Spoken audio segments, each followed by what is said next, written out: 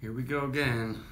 I got another brand new Trillium beer that was canned this morning, September 5th, and it's Street Shark, and I think it's gonna be pretty awesome. It was a collaboration with the brewery, Bellwoods Brewery from Canada, that I've never had anything from them, I don't think.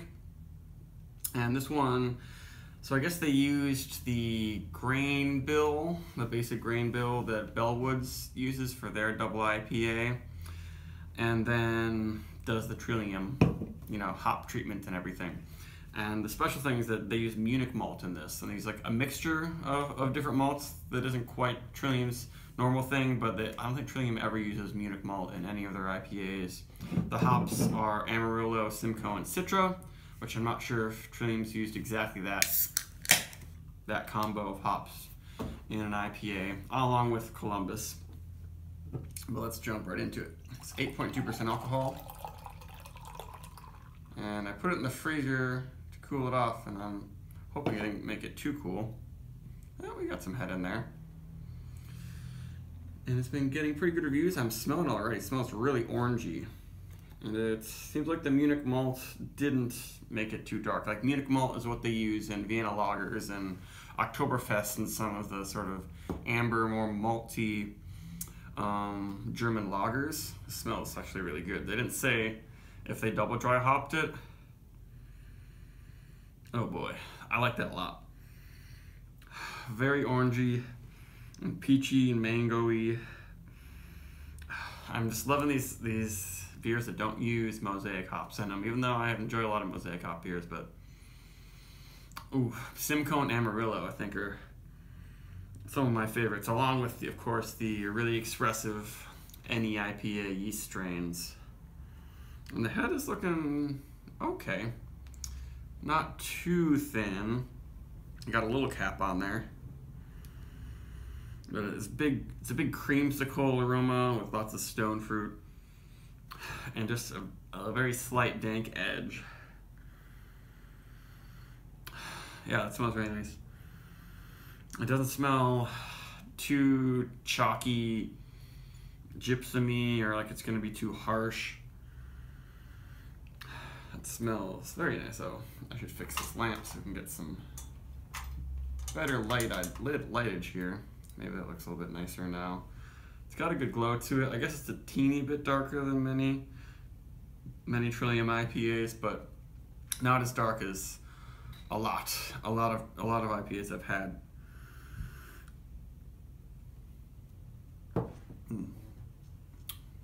Oh yeah,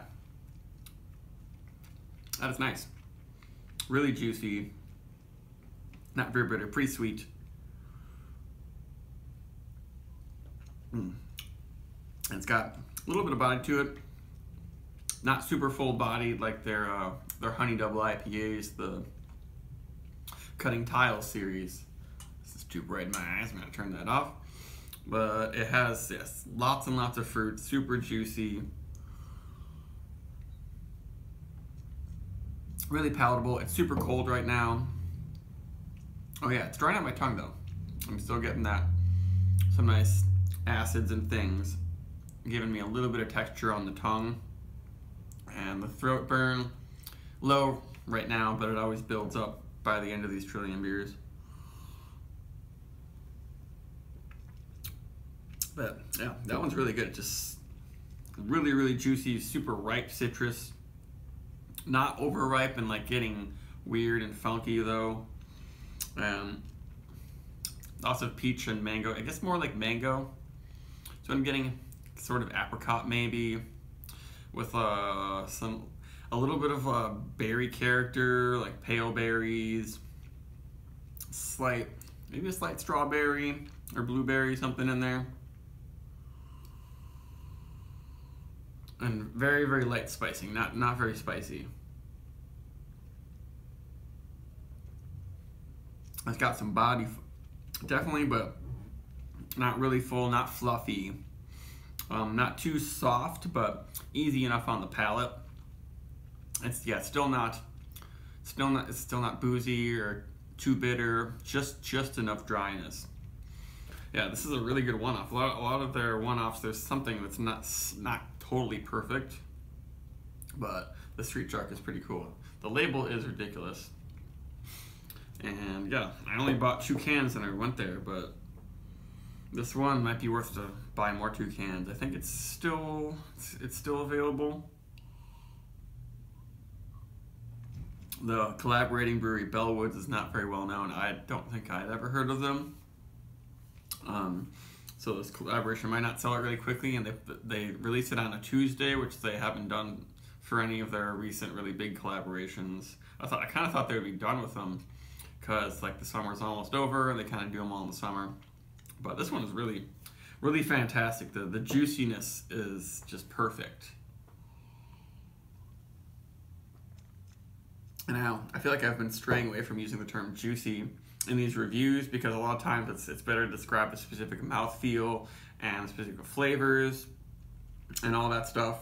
This one actually has the effect of juice on my palate. It doesn't have any kind of harshness, doesn't have too much of a added, you know, calcium, everything sort of thing. It doesn't taste gypsum-y. It's, and the burn in the back of the throat, it's not too spicy.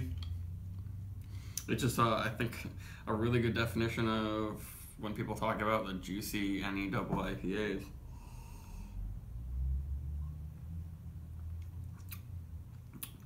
Yeah, this is definitely on par with the standard really high quality IPAs that Trillium releases, but I like how they use some different malts. I'm still not getting a fresh barley aroma like I do with some other breweries that I really enjoy, but I feel like maybe this extra little bits of malts are giving it some more character, so it's not just like I'm drinking candy hop water with lots of sediment in it. Yeah, it gives me just enough body, but it's not thick. I'm not tasting specifically caramely malt. There might be a little bit of a toasty, husky thing in the finish I'm getting. Yeah, and there's a little bit of a grapefruity bitterness happening now. But that is very pleasant. Yeah, I think I might like this one even more than like Headroom. I reviewed that the day that it came out, and I still have 1 more can left. Maybe I'll see if I'll do like a month review and watch my other review right before it and do a comparison, because a lot of people with these IPAs, like someone of course on Untapped checked this in today and was like, oh, I'm gonna have to wait 2 weeks till it's not green, it's good. But then other person's like, oh, this is ready right out of the gate. So everyone's opinions are always way all over the place. I like to kind of get to the bottom of that and examine that. If only somehow we could get like some beer that was brewed, some NE IPA, like if there was Congress Street was brewed like one time and they brewed again 3 weeks later, and I can compare those two. But they don't really brew the same beers that regularly enough. Maybe Fort Point. I should look into that to do some more analysis. That's what I want to do in more upcoming videos, not just these straight stream of consciousness reviews. I want to kind of analyze specific aspects of beer and our perception of beer. So look forward to those. And this beer I would give, yeah, over a 4.25 at least, 4.5. I'm enjoying it right now, but it might just be my mood. I was pretty excited to have this. I didn't drink much beer the last few days because it was my birthday on Saturday, so didn't really want much beer after that, if you can see why.